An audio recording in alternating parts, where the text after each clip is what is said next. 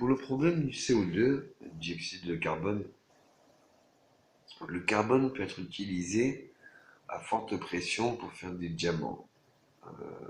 Dans la nature, quand il y a du carbone et qu'il y a une pression forte, avec de la chaleur, une pression plus chaleur sur le carbone, ça donne du diamant.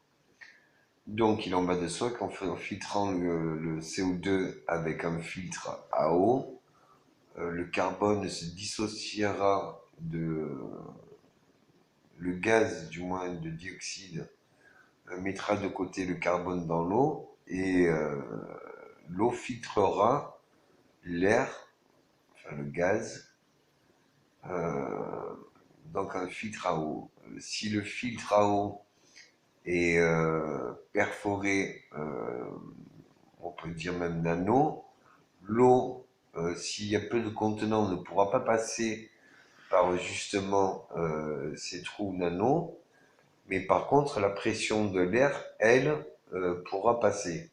Ça fera un peu comme des bulleurs, hein, le même système que les bulleurs qu'on voit dans les aquariums, mais inversé.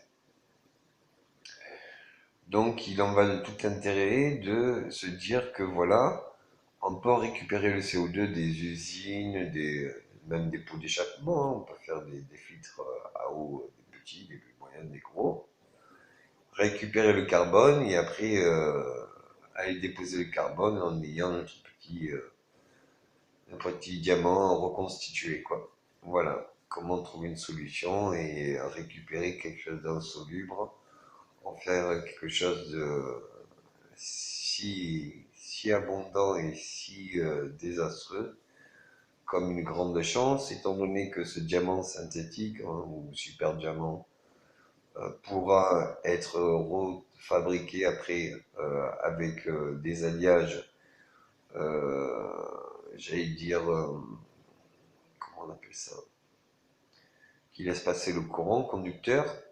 Donc du coup, on aura un matériau solide et on aura un matériau conducteur, donc une nouvelle matière pour tout ce qui est l'informatique et l'électronique.